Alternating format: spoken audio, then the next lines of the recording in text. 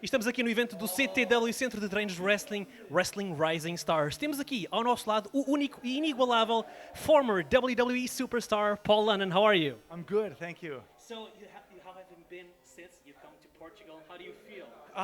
Good. It's last time I was here was 2006, so it's almost 10 years later. But the people are ever so wonderful. Everything's beautiful. I really enjoy coming out here just because I think the people are so kind. Yeah. And being from Texas, that's where everyone's really kind in the States.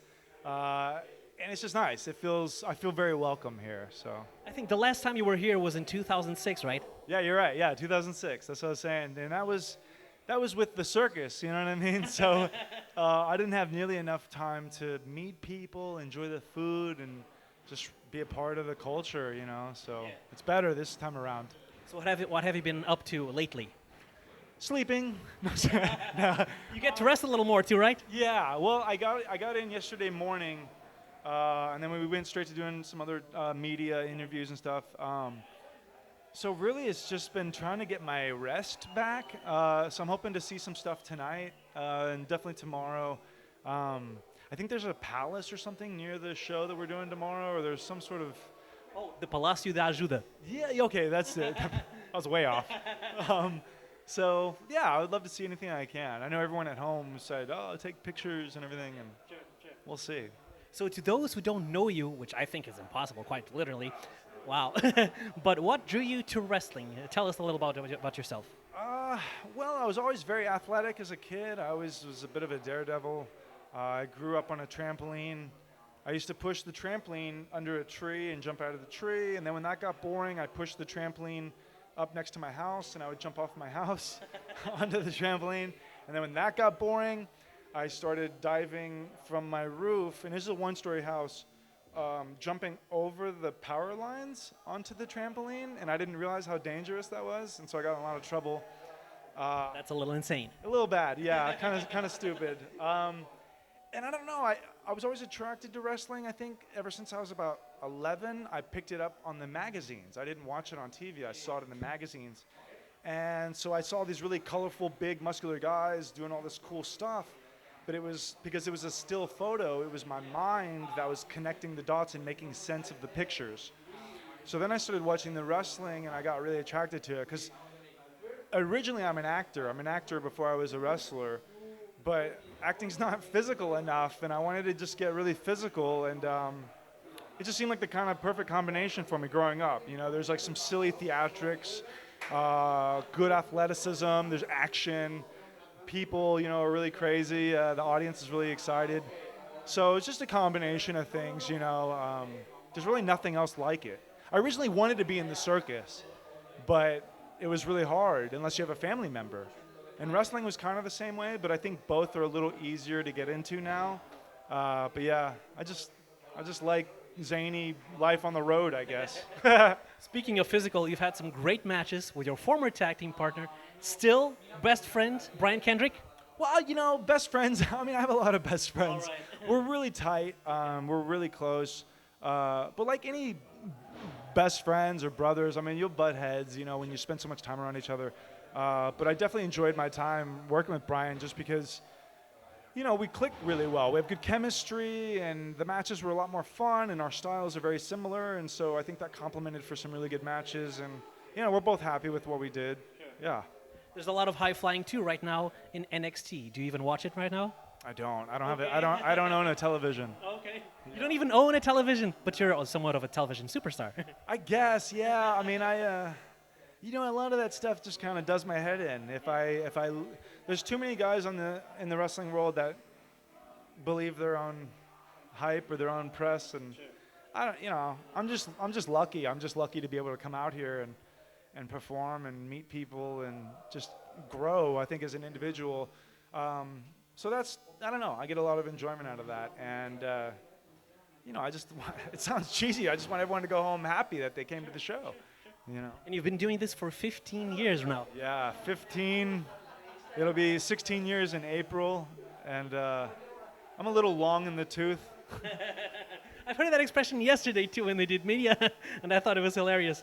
And right now, everybody seems to be doing some kind of book and writing some book and getting a lot of memoirs. Do you plan to do anything like that in the near future? I do, actually, I do. Yeah, there's a lot of. I like to think I have a pretty decent story to tell. It's what of that story can I remember, you know, to put it all together. But you know, writing is a real daunting task where, you know, you want to put in a few pages a day. My dad's an author, actually. He's just put out a trilogy, and his name is actually Jack London, and we were related to that author, Jack London, through the family lineage. So I have writing in my system. It's just it's a discipline. It's a discipline. So the plan is to write a book or an auto or something, but yeah, we'll see. I got to get that wheel moving pretty quickly. And a quick question from our fans. He asks you, what are your plans after wrestling? Definitely to keep telling stories. As I mentioned, I'm an actor at heart, and so I would love to be able to step onto that platform more than I already have. But that, to me, is a much more challenging career than wrestling, to be honest with you. I mean, it's, you know, like I said, I've been an actor since I was about 10. And the wrestling has taken so much of my energy and attention that I wasn't able to really fully commit to it. Now it's kind of the opposite. I'm putting a lot more time into my acting and less time into wrestling. Not that I don't care about it enough or anymore, because I definitely do. It keeps me alive.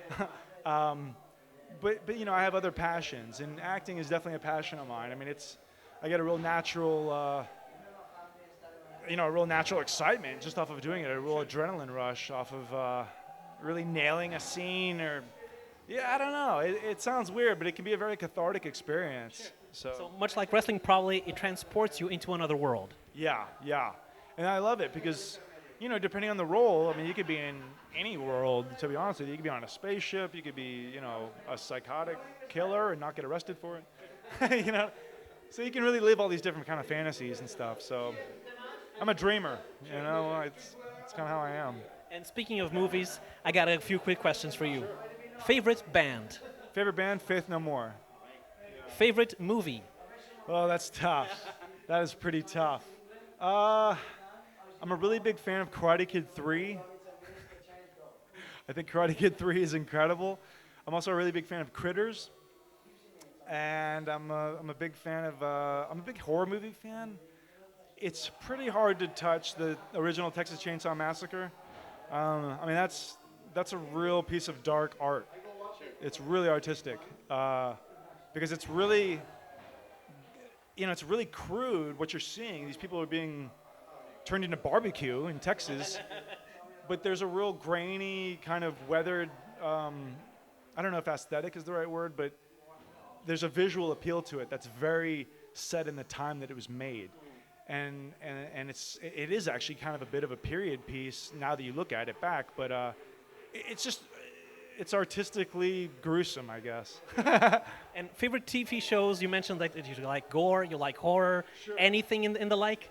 Yeah, you know, I think I was always a big fan of like Supernatural. I thought that was a pretty good show. I say that also because my brother's been working on that show as a assistant director.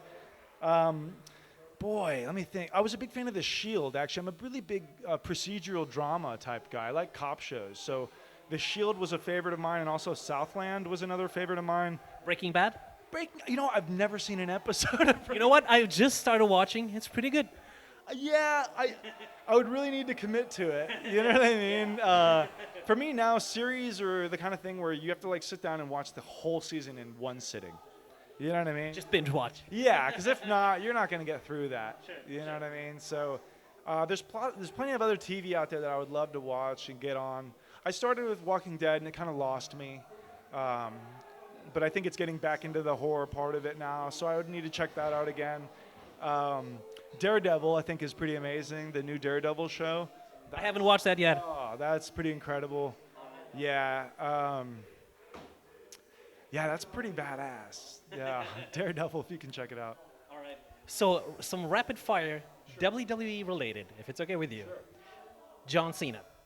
Great rapper, hard worker, probably the hardest working guy in the business, to be honest with you. Undertaker. He's a legend. He's iconic, and somehow he keeps going. So maybe he really is from the dead. I don't know. Yeah, he seems pretty supernatural. Brock Lesnar. Monstrous. If there's one guy in the wrestling business who is utterly convincing, it's him. Phenomenal. Daniel Bryan. Daniel Bryan, I'm really happy for his success. I mean, talk about a guy who went all over the world, cut his teeth in every country you can imagine, really busted his ass, was never a complainer. So I'm really happy for all the success that he has. And, it sucks that he has injuries, but, he just put out a book. And so, I wish him just continued success. I really love the guy. I think he's great. Last but not least, you're fired, Mr. Vince McMahon. He's a modern-day Carney. I still don't think he has anything on P.T. Barnum, but, must be doing something right. He's been around forever. He might be another one that's dead and is just kind of a shell. He sold his soul to the devil, and that's how he's able to not age, or I don't know.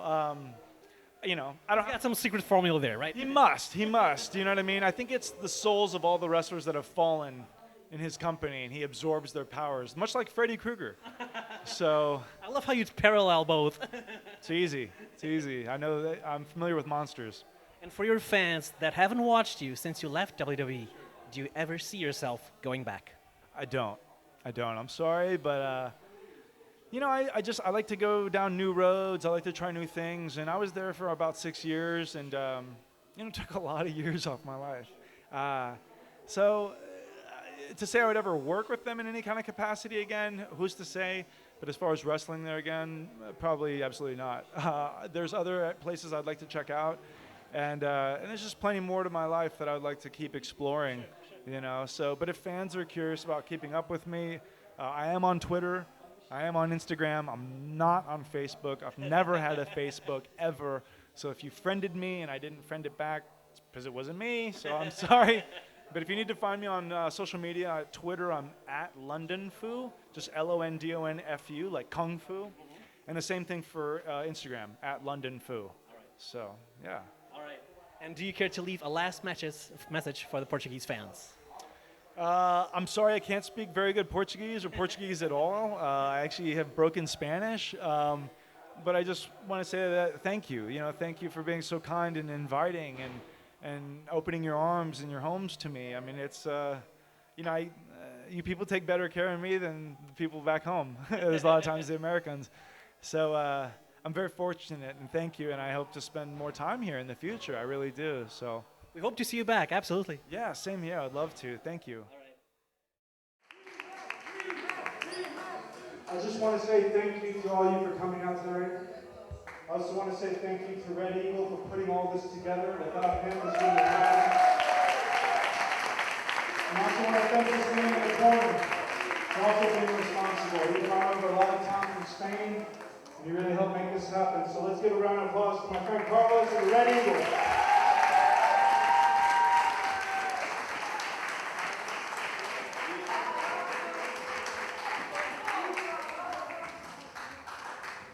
When I started wrestling 15 years ago, I never thought that a kid from Texas would be traveling to Portugal. And,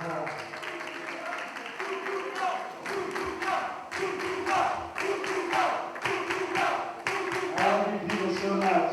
I love y'all so much.